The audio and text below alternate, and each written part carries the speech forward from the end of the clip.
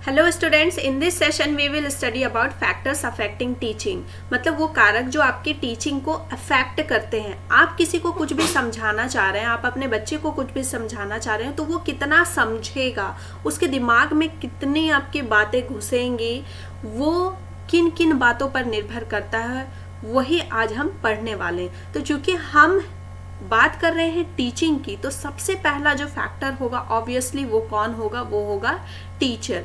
कि टीचर को subject knowledge कितना है, कितना उसको एक्सपीरियंस है उस सब्जेक्ट का। अगर उसको सब्जेक्ट का नॉलेज नहीं होगा तो क्या होगा, जब भी वो सामने वाले को समझाने की कुछ कोशिश करेगा तो वो नहीं समझा पाएगा, वो कॉन्फिडेंट फील नहीं करेगा। और जब कॉन्फिडेंट फील नहीं करेगा तो सामने वाले का जो इंटरेस्ट है वो कम हो जाएगा, और वो उसके सामने वाले की जो डिज़ायर है ना, जितना वो लर्न करना चाहता है उसको भी फील नहीं कर पाएगा, सामने वाले के नज़र में उठ नहीं पाएगा।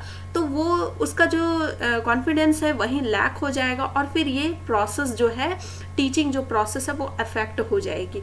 क्योंकि अगर सामने वाले को कुछ नहीं आ रहा है या कम आ रहा है, सामने वाला जो लर्नर है वो ज़्यादा जानना चाहता है, तो वहाँ पे जो टीचिंग लर्निंग प्रोसेस है वो अफेक्ट हो जाती है, ये हम सभी जानते हैं। फिर है कि कम्युनिकेशन स्किल जो टीचर का है कैसा है। कम्युनिकेशन स्किल अगर अच्छी नहीं होगी टीचर की, टीचर सब कुछ नॉलेज है, टीचर को सब्जेक्ट का बहुत अच्छा नॉलेज है, लेकिन कम्युनिकेशन स्किल अच्छी नहीं, वो अपने बात को समझा ही नहीं पा रहा है बच्चे को, वो बता ही नहीं पा रहा है, और वो बहुत अच्छे से कम्युनिकेट नहीं कर पा रहा है, घुल मिल नहीं पा रहा है, तो फिर वो भी चीज़ें टीचिंग को अफेक्ट करती है। टीचिंग एड्स वो कितना यूज़ कर पाता है, कितनी टीचिंग एड्स के बारे में उसको नॉलेज है, टीचिंग एड्स वो यूज़ कर पा रहा है या नहीं। जैसे ऑनलाइन टीचिंग की अभी जैसे बात चल रही है, तो ऑनलाइन टीचिंग में बहुत सारे टीचिंग मैथड्स हैं, तो उन सारे टीचिंग एड्स को वो यूज़ करके अपने नॉलेज को और अपने जो टीचिंग स्टाइल को बहुत ही फैंटास्टिक बना सकता है, ताकि सामने वाला उसको समझ सके।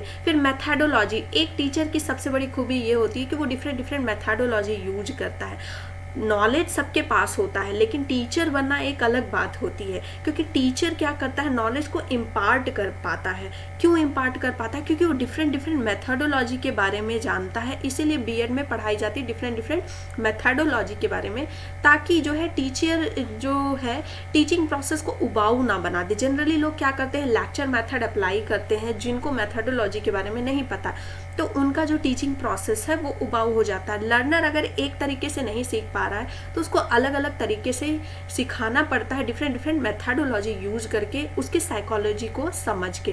तो ये फैक्टर भी अफेक्ट करता है टीचिंग को। देन द टीचिंग एक्सपीरियंस, उसको उस सब्जेक्ट को पढ़ाने का कितना एक्सपीरियंस है। हम जानते हैं कि अगर हम किसी सब्जेक्ट को बार बार लगातार बहुत साल तक पढ़ाते हैं तो हम उसमें फ्लुएंस हो जाते हैं, और हमको इतना ज़्यादा नॉलेज हो जाता है कि कहीं से कोई कुछ भी क्वेश्चन पूछ दे तो हम उसको बता पाते हैं। तो टीचिंग एक्सपीरियंस भी इम्पॉर्टेंट होती है। देन सब्जेक्ट का एक्सपीरियंस कैसा है, टीचिंग एक्सपीरियंस तो है, फिर सब्जेक्ट का एक्सपीरियंस कैसा है। और टीचिंग में एक्सपीरियंस में ये भी आएगा कि वो बच्चों के साथ कितना घुल मिल पा रहा है, बच्चों को कितना समझ पा रहा है। टीचिंग एक्सपीरियंस में बहुत सारी चीज़ें आती हैं ना, उसमें एड्स आ जाएगा, टीचिंग एड्स आ जाएगा, आईसीटी का यूज़ आ जाएगा, फिर बच्चों को इवोल्यूशन करना, असेसमेंट करना, ये सारी चीज़ें आ जाएंगी। तो क्या उनको, उस टीचर को ये सारी चीज़ें आती हैं? ठीक है, तो इन चीज़ों का जितना ज़्यादा एक्सपीरियंस होगा उसकी टीचिंग प्रोसेस उतनी ही अच्छी होगी, सामने वाला उतने ही अच्छे से सीख पाएगा। देन है स्टूडेंट लर्नर साइकोलॉजी। ये डिपेंड करता है लर्नर्स के ऊपर भी। जैसे टीचर बहुत अच्छा है, आप देखते होंगे कि बहुत अच्छे से पढ़ा रहा है, लेकिन कुछ बच्चों को इंटरेस्ट आता है, कुछ को नहीं आता है, तो लर्नर की साइकोलॉजी पे भी डिपेंड करता है। और फिर क्या होता है कि टीचर, हो सकता है कि लर्नर का उस सब्जेक्ट में इंटरेस्ट ना हो, और टीचर उस सब्जेक्ट में इंटरेस्ट जगा भी नहीं पा रहा हो, तो ये सारी फैक्टर इंपॉर्टेंट होती हैं टीचिंग में।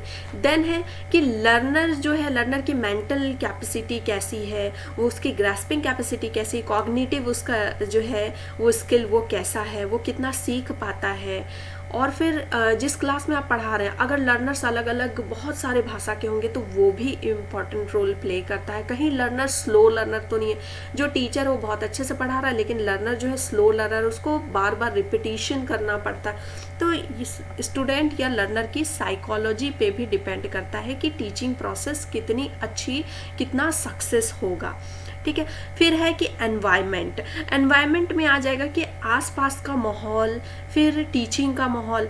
हम अगर अपने बच्चे को ही पढ़ा रहे हैं और आसपास बहुत ज़्यादा हल्ला हो रहा है या फिर हमारे पास टीचिंग एड्स नहीं हैं, तो ये सारी चीज़ें भी अफेक्ट करती हैं टीचिंग को।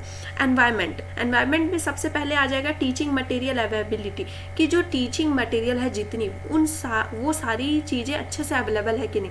आप बहुत अच्छे टीचर हैं, बच्चे भी हैं आपके पास, लेकिन आपके पास मटेरियल ही नहीं है, ठीक है। आप एक बहुत अच्छा कोचिंग खोलना चाहते हैं, आप एक स्कूल खोलना चाहते हैं, लेकिन आपके पास मटेरियल्स ही नहीं है। या फिर आप एक बहुत अच्छे टीचर, आप पढ़ाना चाहते हैं, डेडिकेटेड हैं, लेकिन आपकी जो है ट्रांसफ़र ऐसी जगह हो गई, ऐसे गांव में पढ़ाने को मिल रहा है जहाँ पे ना बोर्ड है, ना चौक है, बुक्स भी नहीं है, तो आप जितने अच्छे से समझाना चाहते हैं आप उस चीज़ को नहीं बता पा रहे। तो ये भी जो है टीचिंग प्रोसेस को अफेक्ट करता है, बहुत ज़्यादा अफेक्ट करता है। जैसे ऑनलाइन टीचिंग में ही आप पढ़ाना चाह रहे हैं बहुत अलग अलग तरीके से, आपको नॉलेज भी बहुत है, लेकिन चूंकि आपके पास मटेरियल नहीं, आपके पास बोर्ड नहीं है। जैसे मैं भी पढ़ाना चाह रही हूँ बोर्ड के थ्रू, ताकि जो है चीज़ें और ज़्यादा अच्छे से लर्न हो जाएं लोगों को, लेकिन ये सारी चीज़ें नहीं है, तो मैं उसकी वजह से नहीं पढ़ा पा रही हूँ उतने अच्छे से, अपने आप को ये नहीं कर पा रही हूँ, शो नहीं कर पा रही हूँ, एक्सप्लोर नहीं कर पा रही हूँ। ओके, देन द इंस्टीट्यूशन, जिस इंस्टीट्यूशन में आप पढ़ा रहे हैं, जिस जगह पे आप पढ़ा रहे हैं, वो कितना सपोर्टिव है, वो आपको सपोर्ट कर रहा है कि नहीं, आपकी क्रिएटिविटी को सपोर्ट कर रहा है कि नहीं। आप जो भी चीज़, नई चीज़ें इम्पार्ट करना चाह रहे हैं, आप लैब में और भी नए सामान को लाना चाह रहे हैं, जो चीज़ें लैकिंग हैं उन चीज़ों को बता रहे हैं, क्रिएटिविटी बच्चों में लाना चाह रहे हो, अगर वो इंस्टीट्यूट उसको मतलब मान रहा है कि नहीं मान रहा है, या फिर आप के सारी बातों को इग्नोर किया जा रहा है, तो ये भी एक इम्पॉर्टेंट फैक्टर है। Then the teaching economic background, teacher का जो इकोनॉमिक बैकग्राउंड भी इम्पॉर्टेंट रोल प्ले करता है। क्यों? क्योंकि अगर टीचर लेस पेड है, टीचर को सैलरी अच्छी नहीं मिली है, तो ऑब्वियसली कितना भी अच्छा डेडिकेटेड टीचर होगा, एक ना एक दिन उसको ये चीज़ लगेगी कि सब लोग आगे जा रहे हैं, हम पीछे, हम इतने अच्छे टीचर हैं लेकिन हम क्या कर रहे हैं लाइफ में, क्योंकि उसका भी पर्सनल लाइफ होता है। तो टीचर की जो इकोनॉमिक बैकग्राउंड है वो भी अफेक्ट करती है। अगर टीचर लेस पेड है, उसको सैलरी अच्छी नहीं मिली, तो उतने अच्छे से नहीं पढ़ाएगा मन लगा के। अगर उसको अच्छी सैलरी मिली तो फिर वो मन लगा के पढ़ाएगा, ठीक है। देन द लेसन प्लान, कि वो लेसन प्लान, उसका प्लानिंग कैसी है, ठीक है, आसपास में लेसन प्लान के लिए अवेलेबिलिटी है कि नहीं चीज़ें। देन सपोर्ट मटेरियल, जो आईसीटी की मटेरियल्स हैं या जितने भी मटेरियल्स होते हैं टीचिंग में, वो सारे मटेरियल्स अवेलेबल हैं या नहीं। इसके अलावा होते हैं कि आपके जो जहाँ भी आप पढ़ा रहे हैं इंस्टीट्यूशन में, वहाँ के कलीग्स वगैरह का सपोर्ट कैसा है, हाँ, वहाँ का एनवायरनमेंट कैसा है, आप जिस क्लास में पढ़ा रहे हैं वहाँ क्या पूरे गाँव का माहौल है, या फिर मतलब बहुत अलग अलग जगह से, डाइवर्सिटी इतनी ज़्यादा है कि अलग अलग जगह से अलग अलग भाषा वाले लोग आ रहे हैं। तो आपको जो है एक भाषा चुनते हैं तो दूसरे को प्रॉब्लम होती है, दूसरे को चुन रहे हैं तो तीसरे को प्रॉब्लम हो रही है। तो मतलब ये सारे फैक्टर्स जो हैं हमारी टीचिंग को अफेक्ट करते हैं। सो क्या क्या फैक्टर हैं? That is teacher, student and the environment. तो इसमें कहीं कहीं दिया होता है environment and the other factors, तो वो सेम ही है, ठीक है, teacher, student and environment. I hope you like this video. If you like this video, please do like, share and subscribe my channel for many more videos. Thanks for watching. Bye bye.